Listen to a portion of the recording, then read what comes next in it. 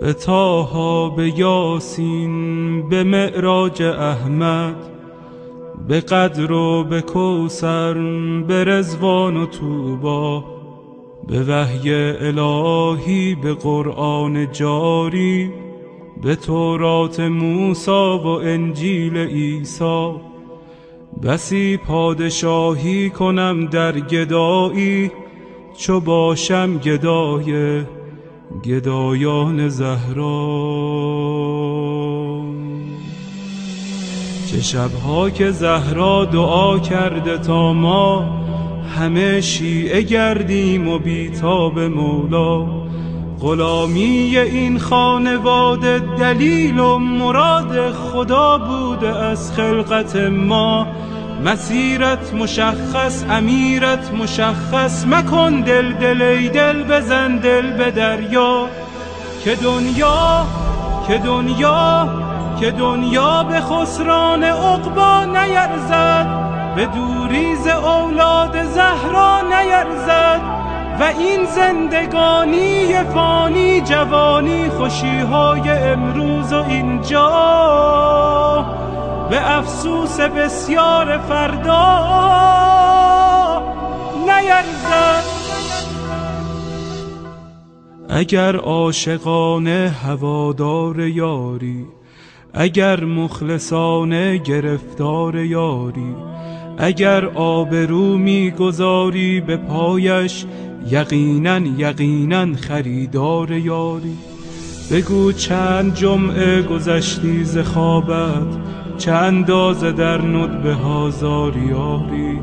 به شانه کشیدی غم سینه اش را، و یا چون بقیه تو سربار یاری. اگر یک نفر را به او وصل کردی، برای سپاهش تو سردار یاری. به گریه شبی را سحر کردی یا نه، چه مقدار بیتاب و بیمار یاری. دل آشفته بودن دلیل کمی نیست، اگر بیقراری بدان یار یاری. و پایان این بیقراری بهشت است، بهشتی که سرخوش ز دیدار یاری. نسیم کرامت وزیدن گرفته، و باران رحمت چکیدن گرفته. مبادا بدوزی نگاه دلت را به مردم که بازار یوسف فروشی در این دوره بد شدیدن گرفته.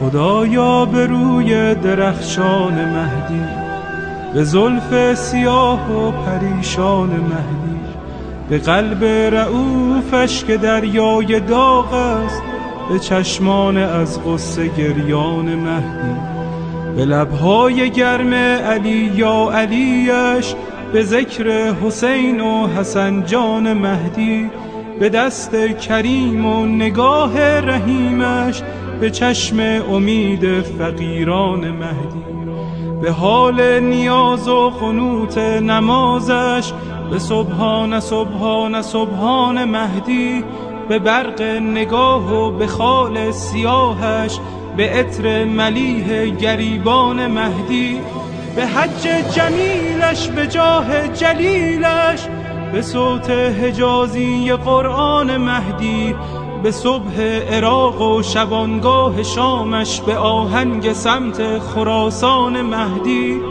به جان داده های مسیر عبورش، به شهد شهود شهیدان مهدی. مرا دائم الاشتیاقش بگردان، مرا سینه چاک فراقش بگردان.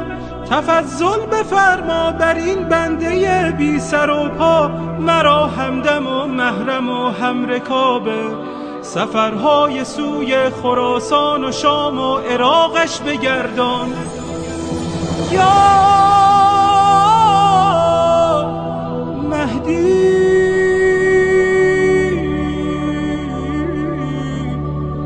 یا مهدی،